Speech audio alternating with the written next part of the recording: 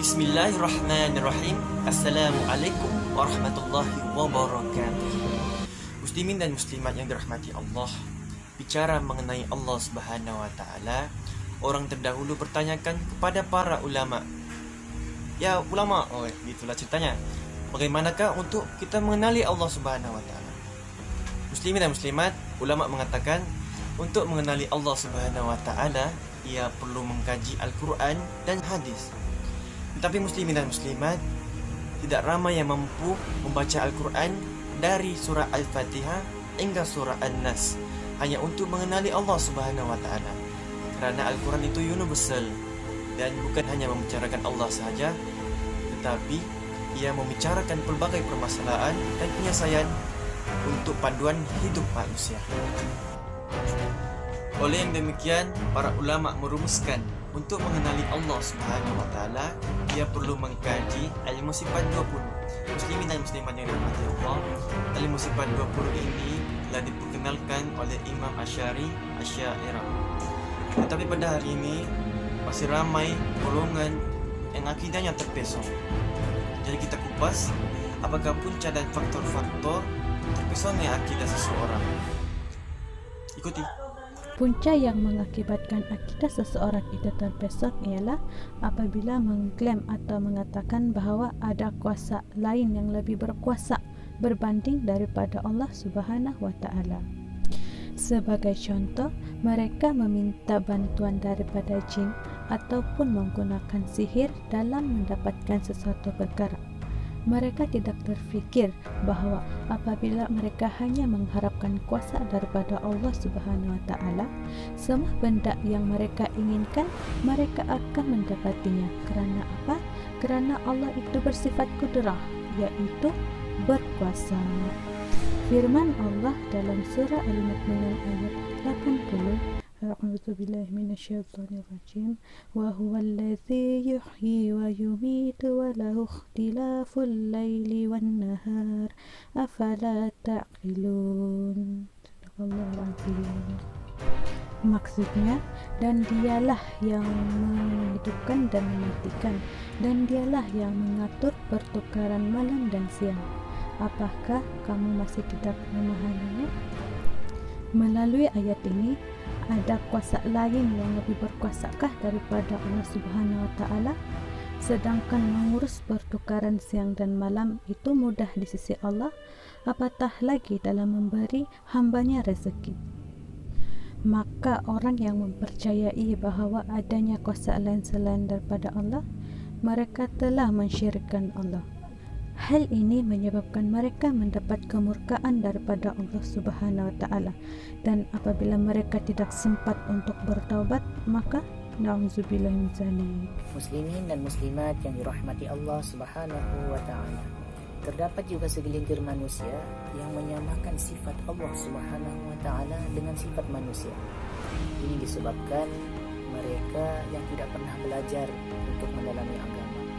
Oleh itu, mereka mentafsir ayat-ayat Allah Subhanahu wa taala berpandukan akal fikiran yang cetek ilmunya. Hanya disebabkan doanya yang tidak dimakbulkan oleh Allah Subhanahu wa taala seperti yang ia mahukan, ia menyatakan bahawa Allah Subhanahu wa taala sibuk dalam mengurus dunia sehingga ia terlupa kepada doa. Ini jelas menyamakan Allah Subhanahu wa taala dengan manusia, yang mana ia menyatakan bahawa Allah Subhanahu wa taala adalah pelupa, lalai, sehingga tidak ada masa dalam menjawab doa. Sifat tersebut adalah sama dengan sifat manusia. Muslimin dan muslimat yang dirahmati Allah Subhanahu wa taala, mana mungkin Allah Subhanahu wa taala sama seperti manusia.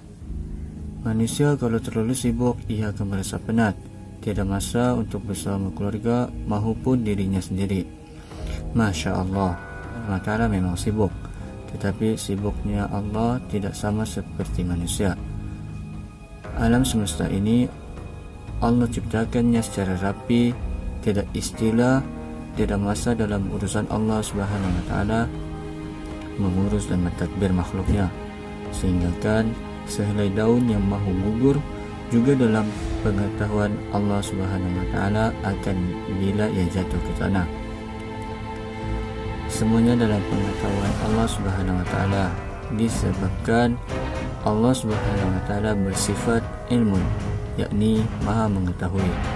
Firman Allah dalam surah Al-Fatir ayat ke-41, A'udzu billahi minasy syaithanir rajim. Innallaha yumsikus samawati wal arda an tazula ولئن تزالتا إن أمسكهما من أحد من بعده إنه كان حليما غفورا. Yang bermaksud, sesungguhnya Allah menahan dan memelihara langit dan bumi supaya tidak berganjak dari peraturan dan keadaan yang ditetapkan baginya, dan jika ditakdirkan berganjak maka tiada sesiapa pun yang dapat menahannya kecuali dengan izin Allah. Ini menunjukkan bahwa Allah Subhanahu wa taala itu bersifat iradah, yakni berkehendak. Jika Allah mengkehendaki sesuatu, maka ia akan berlaku. Sekiranya Allah tidak mengkehendaki sesuatu, maka ia tidak akan berlaku. Kesimpulannya, masyarakat seharusnya mempersiapkan diri dengan ilmu-ilmu agama, khususnya dalam ilmu mengenali Allah Subhanahu wa taala, supaya rasa cinta dan sayang bertambah kepada Allah Subhanahu wa taala yang tidak pernah penat dan tidak tidur mengurus makhluknya. Dan akidah tidak mudah goyah apabila dijentik oleh anasir-anasir jahat yang dipelopori oleh syaitan serta jin dan seteru mereka. Ayo, marilah kita bersama-sama sadar tentang pentingnya ilmu agama sebagai perisai dan benteng diri dengan menguatkan lagi akidah dalam diri agar tetap setia menggapai reda Allah Subhanahu